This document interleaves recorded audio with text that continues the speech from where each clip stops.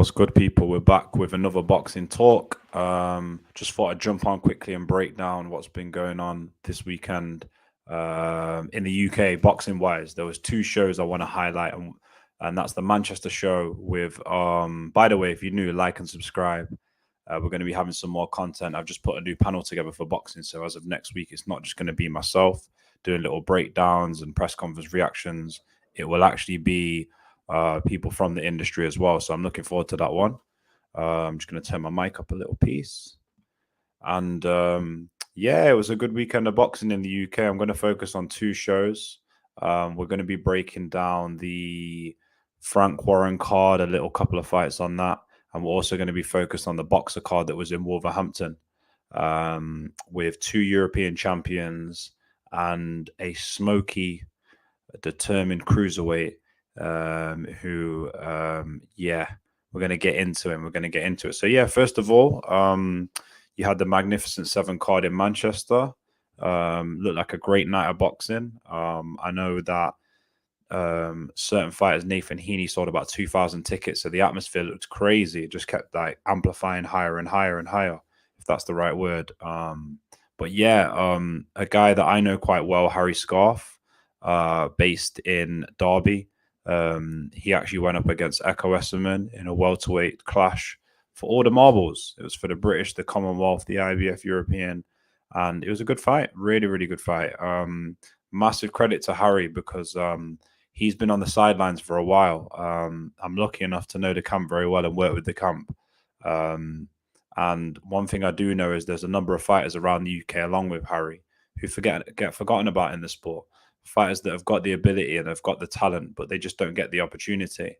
And it's good to see somebody who's waited on the sidelines, who's been in the mix with the welterweight rankings, who's been calling for fights, an old school fighter that just wants to fight everybody, doesn't really want to get involved in politics, just wants to let his fist do the talking. And he got his opportunity, and by God, did he take it. I don't think anybody can doubt that he won that fight.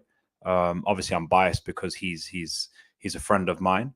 But at the same time, they do say that an effective jab, being on the front foot, and having the cleaner work will win you a fight. And that's what I see within the fight. And that's the general census I've seen online. So massive shout out to Harry Scarff from Derby. I know he's made history for the gym. He's the first champion out of One Nation Boxing. He's I'm not sure if he's the first British champion from Derby in history, but I know that in recent times he is. And yeah, it just shows that you train hard, you work hard, and you get the opportunity. When you do, you got to take it. So, but also on the other hand, a huge shout out to Ekow Essuman from my city of Nottingham for what he's been doing. And by no means do I think that Ekow's finished now as a fighter. I believe that he will come back stronger, and I believe that these two could probably meet it down the line again and run it back. And a guy that you really have to take the title off him. He's a great fighter. I mean, he had 5 title defenses. He beat the likes of like Congo and Tetley. He took the title off Chris Jenkins. He's a very, very good fighter, very good operator. I touted him as one of the best British champions in the UK in all divisions. So very, very good. But I believe the better man won on the night. And yeah, no, it's just great to see that Midlands boxing has been represented because we do have a lot of fighters in London. We have a lot of fighters at the north. Manchester, Liverpool, Leeds, Sheffield has just got a plethora of fighters. But the Midlands can sometimes get forgotten about. And I never forget, I spoke recently to Anthony Manning, shout out Anthony Mannings, and also Dave Lavelle, who coaches Leon Edwards, Fabian Edwards, and Trey Dewberry, who's an up-and-coming star. Make sure you lock into Trey Dewberry, the secret from Birmingham. He's one to watch, definitely a cruiserweight. And a lot of the time when you speak to people from that region, the boxing has been forgotten about. They don't get the recognition. They don't get the accolades. They don't get like the eyes on them that they deserve. And this is a perfect transition of my next kind of part that I want to talk about is Tyler Denny winning the European title. Another man that's grinded it up from the bottom and has taken all opportunities. I was in Coventry to watch him fight River Wilson Bent. I believe that was last year. What a fight that was. Brilliant fight from both men. And he's taken his opportunity. He's beat Brad Ray. We'll put his record up now. Let's have a look at his CV, because these guys that just take the opportunity, the guys that are not necessarily ultimately just super marketable from the get-go. I'm not saying they can't be, but from the get-go, maybe not the biggest talkers. Maybe they just like to work. They just like to get in the gym, and they just like to get busy, and they just like to produce on the night. And huge credit to Tyler Denny. He's now won the English and now the European. It's fantastic. So yes, I was right. So River Wilson bent. They drew, then they fought again. Bradley Ray, Brad Pauls, Macaulay McGowan, and now Signani and Signani. Sorry, I do apologize. And Signani, what a great champion he's been. So yeah, big up to Tyler Denny. Really stuck it out. Really showed his ability, that it was a passing of the guard, that the old guy had to pass the belt over, and he done it as well. So absolutely brilliant. I heard he sold 1,000 tickets for the fight. That doesn't take that's no mean feat. So he brought the vibes, man. And obviously, like True Yarden, man, came out with the bangers on the ring walk as well. So you got to big him up, man. Big ups. Big shout out to Tyler Denny, and big shout out to Birmingham Boxing for him representing and bringing the European title back there. The next one, Adam Azim.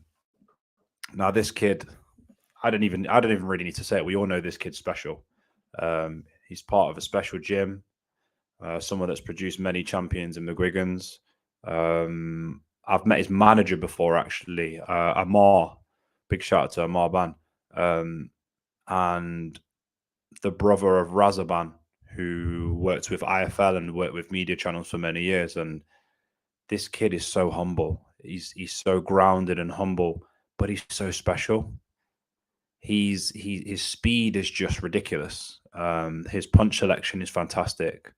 And for me, it was like the perfect European title fight. I didn't watch it live, but I got a chance to watch it back. I watched the highlights and I watched various other clips. And he hurt him early, and he just stayed patient and just took his time and just took him out bit by bit. And to me, that shows maturity in what he's doing. And that's what you're going to need when you get to the top of the tree. I don't know whether he went up. Has he gone up to super lightweight? Let's have a quick look at this. Adam Azim. You know what? Yeah, I seem like this is making me look really, really unprepared, isn't it? But no, you've got to check the facts and stuff. Yeah, I thought so. He's gone up to super lightweight, I believe. Because I know he was at lightweight originally, especially when he fought Marsden and sparked him quickly. 2 seconds, having a couple of technical difficulties. Yeah, super lightweight. I thought so. He's been there for a couple of fights. So yeah, no. When you get to the top of the tree, lightweight, super lightweight, welterweight, middleweight, light heavyweight, cruiserweight, like these kind of divisions, especially heavyweight as well, featherweight. Not all of them, and not to say that not every world champion's of an ability, but certain divisions are just the jump between the British and European level and the top guys is extraordinary. And I think he wants to be the youngest world champion. I believe he'll do it. I do believe he'll do it. Whether he becomes the youngest, whether he doesn't mind making it, I believe he'll be a world champion. And I think that fight there, taking the right fights at the right time, that's good management. And I believe the guys that are managing him, I believe Amar's still managing him and Ben Shalom's promoting him. Yeah, they're doing a great job. Like, regardless of what people say online about Boxxer and Ben Shalom, I see a whole load of different things. I have my own view, so nobody's going to influence the way I think. They're doing a good job, and that was a good fight. The fact that a guy can go in there, hurt somebody early, and he can take his time to break him down bit by bit, to show patience and to show not to rush it, and maybe not listen to what people are shouting to him in the crowd and just stick to the game plan. That's the makings of a future world champion right there. And I believe he'll be a multi-weight world champion. I think it's all coming together at the right time. But guess what? There's no rush. People can talk online about, I hope he's the youngest ever champion. I hope he does this, comparing him to previous fighters from his culture, Amir Khan, and etc., etc. Let him just do his thing at his right time. And I'm sure the people around him are telling him the same thing. But yeah, big shout out to Adam Azim. I've met him before, and he's such a humble, cool guy, man. Do you know what I mean? Him and his brother Hassan. So that's what we like to see. And do you know what? It's beautiful. Like, I've got the picture on the thumbnail of him and Tyler together, man. That's what we want to see, man. We want to see these young guys, man, and they're making history for their city. They're making history for their cultures, and they're going to walk away from the sport with good money and good memories and good titles. So that's what we want to see, man. That's what we want to see. It's nice to see the guys that the good guys get something, which is what we want to see in boxing, the guys that work hard and stuff. Lastly, I want to move on to I don't even know what to call him, man. The Midnight Train, Richard Riakporhe. I was going to say the boogeyman, but he's not really the boogeyman of the division. He's a force to be reckoned with, in my opinion.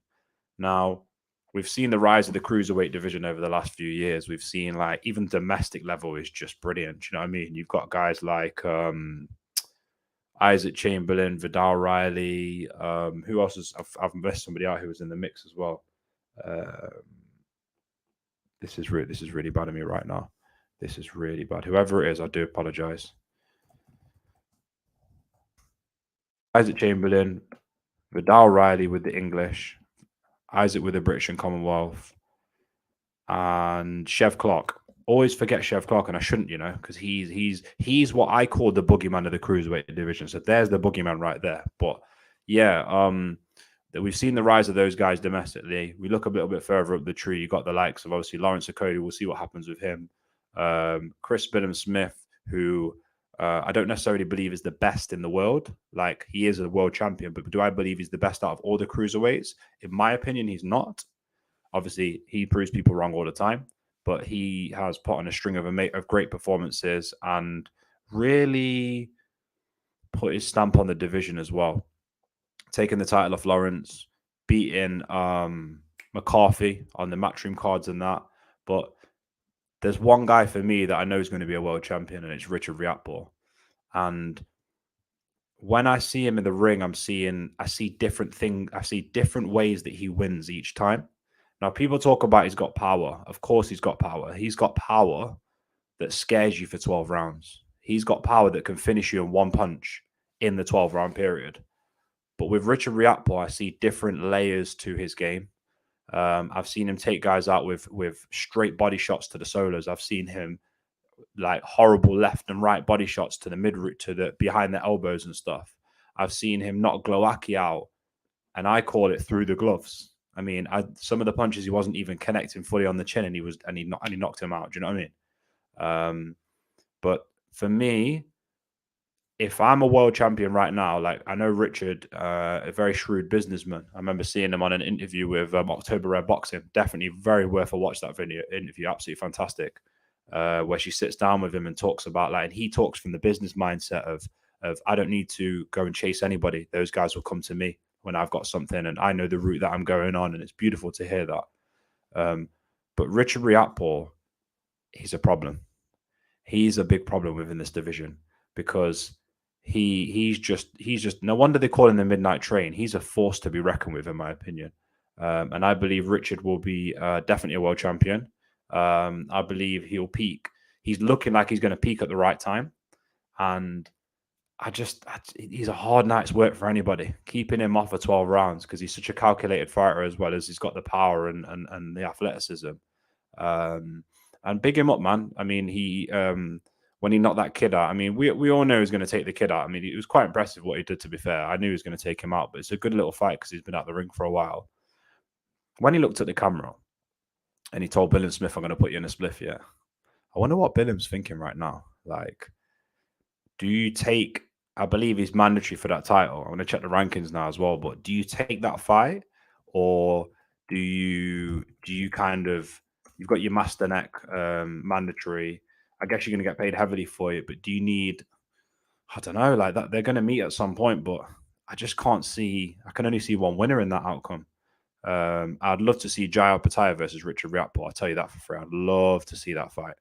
But I'd love to see Richard go take on Gulamari and take that belt off him and make it a unification. But yeah, he's number 1 with the WBO, 13 with the IBF. So maybe a unification fight with Opataya. Number 6 with the WBC. I'd love to see him against, because Makabu got beat, didn't he, by that Michaelian. And number 13 with WBA. I'd love to see him fight Gulamari, and I'd love to see him unify against Billam-Smith or Jaya Pattaya. But whatever will be. I'm not in the politics and the matchmaking business. So, but one thing I do know, Richard Riakporhe, Yeah, that's no wonder he's called the Midnight Train. That guy is literally a nightmare for cruiserweights. But yeah, guys, thanks for watching. I thought it'd just be a little bit of a breakdown. We're going to do these more often. I'll be on with different people who've got channels, fighters at some point as well, media and journalists, managers, maybe promoters as well. And yeah, man, if you got to the end of the video, make sure you smash a subscribe, like the video, and I'm going to be back real soon, and I'll be bringing you more and more and more content. But listen, guys, thank you for all the support so far, and I'm out.